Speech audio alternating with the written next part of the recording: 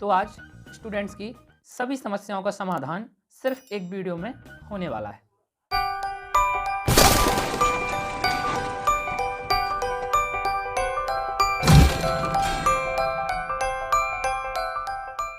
नमस्कार दोस्तों, तो शुरू करते हैं आज की वीडियो। तो इस वीडियो में हम एक ऐसे टॉपिक को टच करने वाले हैं जो कि हर स्टूडेंट के साथ ये समस्या होती है, चाहे वो थर्ड क्लास का ही स्टूडेंट क्यों ना हो, चाहे वो फिफ्थ क्लास का स्टूडेंट क्यों ना हो, और इधर से लेकर के 12th क्लास तक का ही कोई स्टूडेंट क्यों ना हो, चाहे वो ग्रेजुएशन ही क्यों ना कर रहा हो, चाहे पोस्ट ग्रेजुएशन ही क्यों ना कर रहा हो, चाहे उसने अपनी जॉब को अचीव कर लिया हो फिर भी वो अपनी पढ़ाई को कंटिन्यू रखे हुए है, तब भी इस समस्याएं उसको हो सकती हैं। अब वो कौन कौन सी समस्याएं हैं, तो आपने एक श्लोक जरूर सुना होगा जिसमें विद्यार्थी के लक्षण बताए जाते हैं। काक चेष्टा बको ध्यानम, श्वान निद्रा तथैव चा, अल्पहारी गृह त्यागी, विद्यार्थी पंच लक्षणम। है ना फ्रेंड्स। तो मैंने एक चीज देखा है कि वो पढ़ाई पर तो अपना अच्छे से ध्यान दे रहे हैं, पढ़ रहे हैं, लेकिन इसी दौरान उनकी बॉडी पर नॉर्मल से ज़्यादा फैट जमा होने लगा है। जैसे कि उनका पेट बाहर निकलने लगा है, फैटी हो रहा है, उनके हाथों पर पैरों पर, है ना, ज़रूरत से ज़्यादा, है ना, क्योंकि उनकी फिजिकल एक्टिविटी में कमी हो गई है। उतनी फिजिकल एक्टिविटी वो नहीं कर रहे हैं, बैठकर पढ़ाई करने में उतना बॉडी को, माइंड तो उनका प्रॉपर वर्क कर रहा है ना, माइंड की तो बहुत प्रैक्टिस वो करा रहे हैं, लेकिन बॉडी को जो एक्सरसाइज की आवश्यकता है वो नहीं मिल पा रही है।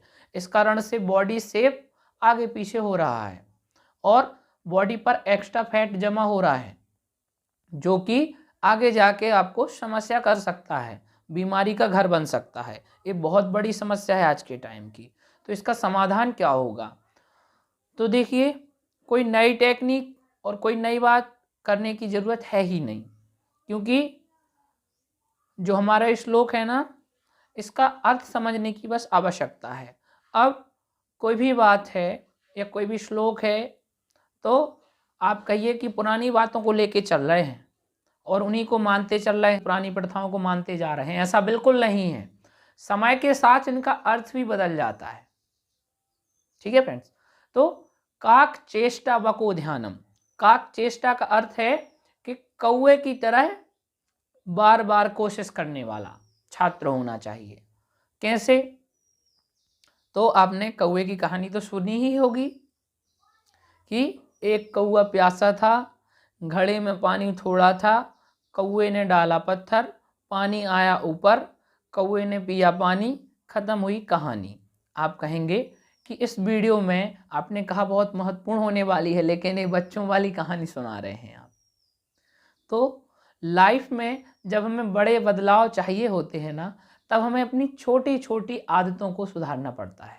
अब वो छोटी छोटी आदतें कैसी, छोटी छोटी आदतें, तो यदि कौवा चाहता तो जो कम पानी, आधा जो पानी भरा था उस घड़े में, उस घड़े को छोड़कर कहीं और जा सकता था, लेकिन उसने अपनी बुद्धि का उपयोग किया और उसमें कंकड़ डाल के उस पानी को ऊपर लाया और उस पानी को पिया। तो ऐसे ही जब हम अध्ययन करने बैठते हैं, पढ़ाई करने का प्रयास करते हैं, हमारा मन नहीं लगता है, तब करत करत अभ्यास के जड़ मति होत सुजान, और रसरी आवत जाते सिल पर पड़त निशान। जब कुएं पर डले पत्थर पर बार बार रस्सी के घिसने से निशान बन जाते हैं, तो हम जब प्रयास करेंगे पढ़ाई करने का, बार बार मन नहीं लगेगा, क्योंकि मन तो हमारा चंचल है। ऐसे थोड़ी समझ जाएगा, ऐसे ही समझ जाता तो सभी यहाँ पर चाणक्य बैठे होते, सभी चाणक्य हो जाते, इधर पे हो जाते ना, सभी चंद्रगुप्त मौर्य भी बन जाते। लेकिन कौन बनते हैं चाणक्य, कौन बनता है चंद्रगुप्त मौर्य? जो अपने लक्ष्य पर, अपने कार्य पर दृढ़ निश्चयी है, अटल है। समझ रहे ना। तो इसी तरह कौवे की तरह कोशिश करने का मतलब है कि यदि हमारा सुबह बैठे हम पढ़ाई करने के लिए मन नहीं लग रहा है, प्रयास किया नहीं लगा, चलो उस टाइम थोड़ा कुछ और काम करो, छोड़ो, 2 घंटे बाद ट्राई करो, नहीं लग रहा, कोई और काम करो, छोड़ो, फिर 2 घंटे बाद ट्राई करो, फिर 2 घंटे बाद ट्राई करो। एक ऐसा जरूर आपके लिए टाइम मिलेगा जिस टाइम में आपका मन पढ़ाई में जरूर लग जाएगा। अब यहाँ पर जो बात करी गई है कि बको ध्यानम, बको ध्यानम मतलब बगुले की तरह ध्यान लगाना। ध्यान लगाने का अर्थ है कि आप जब भी पढ़ाई करने बैठते हैं तब आपको फिर कुछ और नहीं सोचना है। अब आप कहेंगे ये तो मैं बहुत प्रयास कर चुका हूँ लेकिन ऐसा कर तो कुछ नहीं पाता हूँ।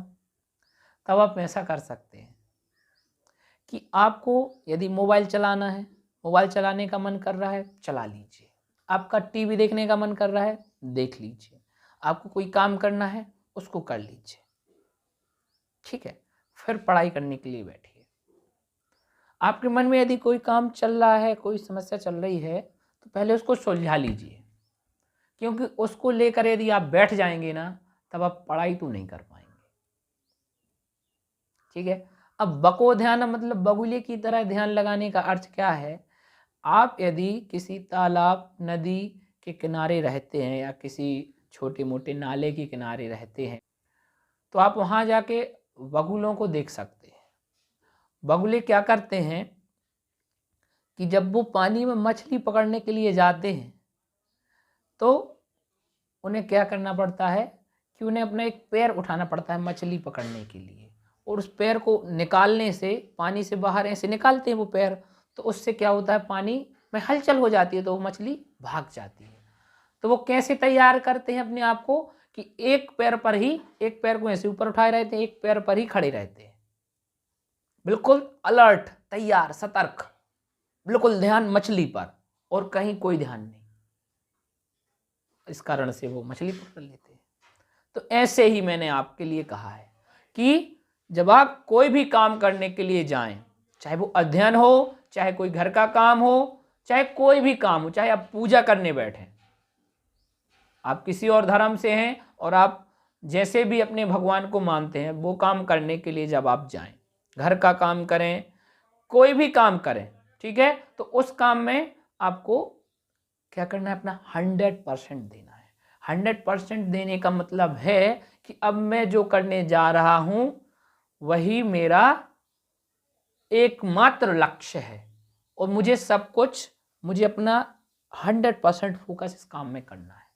जब आप हर काम को इस तरह से करने लगेंगे ना, तब देखना आपके अंदर एक ऐसा कॉन्फिडेंस बिल्डअप होगा कि जो कितनी भी बड़ी समस्या आपके सामने आ जाए, लेकिन वो कॉन्फिडेंस लेवल आपका कभी कम नहीं होगा। आगे चलिए, स्वान निद्रा मतलब कुत्ते की तरह नींद होनी चाहिए। आप कुत्ते को ऐसा ही मत समझें, बहुत टैलेंट होता है उसके अंदर। आप स्वयं से इस प्रैक्टिकल को करके देख सकते हैं प्रयोग। कैसे? कहीं पर भी कोई स्वान, कोई डॉग, कोई कुत्ता सो रहा हो तो आप थोड़ी सी आवाज करके देखना, तुरंत खड़ा नहीं होगा, न डरेगा, न दोनों आंखें खोलेगा, कितनी भी गहरी नींद में होगा, धीरे से एक आंख खोल लेगा, धीरे से, और देख लेगा कोई खतरा तो नहीं है।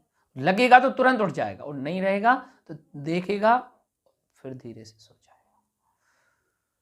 तो इससे छात्रों को क्या सीखना है कि आजकल तो ऐसी बात भी हो गई है कि वो अलार्म लगाकर भी सोते हैं, मोबाइल में अलार्म लगाते हैं या अलार्म ही लेकर रख लेते हैं, तब भी सुबह नहीं उठ पाते हैं।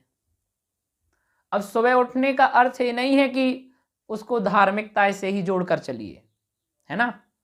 सुबह सबसे मेन चीज है आज के टाइम में या हर समय में कि एक तो शोर कम होता है, चारों तरफ शांति होती है, और जितना भी दिन भर का पॉल्यूशन कम हो जाता है, और ऑक्सीजन प्रॉपर प्योर ऑक्सीजन आपको सुबह टाइम मिल जाती है, और जो आपकी बॉडी के लिए बहुत अच्छी होती है। आपका मस्तिष्क बिल्कुल शांत और सुचारू हो जाता है।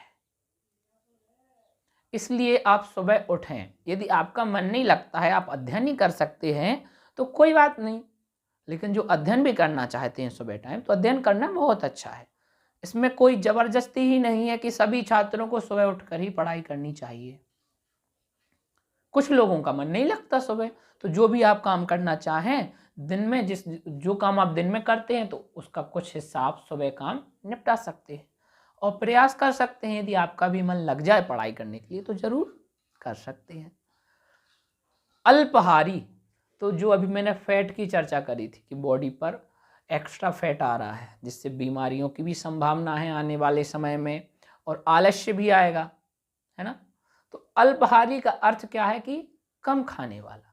अब कम खाने से अर्थ ऐसा नहीं है कि यदि आप एक बार में 6 रोटी खाते हैं, नॉर्मल कह रहा हूँ, आपका कुछ और डाइट भी हो सकता है, रोटी के हिसाब से बात करते हैं। तो यदि आप 6 रोटी खाते हैं, 6 चपातीस खाते हैं, तो अल्पाहारी का अर्थ ऐसा है कि यदि आपका 6 रोटी में पेट भरता है तो आप 5 खाइए, एक के लिए जगह छोड़िए, है ना। अगर आप 4 खाएंगे तो हो सकता है आपकी बॉडी के लिए थोड़ा सा भोजन कम पड़ जाए, इसलिए आप यदि 6 खाते हैं रोटी तो 5 खाना प्रारंभ करिए। क्योंकि कुछ भी करना है तो उसमें सब कुछ एकाएक तो नहीं होता है, धीरे धीरे ही प्रयास से होता है। गृह त्यागी का अर्थ क्या है? तो सभी छात्र अपना घर छोड़ करके बाहर पढ़ने तो नहीं जा पाते हैं, सभी हॉस्टल में तो रह नहीं पाते हैं आज के टाइम में। तो गृह त्यागी से अर्थ ये भी है कि थोड़ी घर में आप यदि हैं तो जितना हो सके आपको घर में काम में हेल्प करानी चाहिए, लेकिन गृह त्यागी का अर्थ ऐसा है कि घर के कामों से जरूरी आपका अध्ययन है, आपकी पढ़ाई है ना। तो अपने अध्ययन पर ज़्यादा ध्यान दें और घर के कामों में, घर की समस्याओं में सहयोग तो करते रहें, लेकिन उसमें ज़्यादा इन्वॉल्व ना हो तो आपके लिए अच्छा है। गृह त्यागी से यहाँ पर ये अर्थ है। तो फ्रेंड्स, आज की वीडियो बस इतना ही। होप आपको इस वीडियो से बहुत हेल्प हुई होगी और यदि आपके मित्र, आपके रिलेटिव्स, आपके आसपास रहने वाले किसी फ्रेंड्स के साथ ऐसी कोई समस्या हो तो आप उसके साथ ये वीडियो जरूर शेयर करें। और यदि आप वीडियो शेयर नहीं करना चाहते हैं तो आप इस वीडियो का आइडिया जो आपको अच्छा लगा है उसको आप स्वयं भी शेयर कर सकते हैं। वीडियो कैसी लगी कमेंट करके ज़रूर बताएं और चैनल पर पहली बार आए हैं तो इस चैनल को सब्सक्राइब कर लीजिए, क्योंकि इस चैनल पर ऐसी वीडियोस आने वाली हैं जिनको देख करके आपको लगेगा कि हाँ, इस चैनल को सब्सक्राइब करके मैंने बहुत अच्छा किया। वीडियो को लाइक ज़रूर करें। Thank you so much everyone. मिलते हैं किसी नई वीडियो में किसी नए महत्वपूर्ण टॉपिक के साथ। Thank you so much.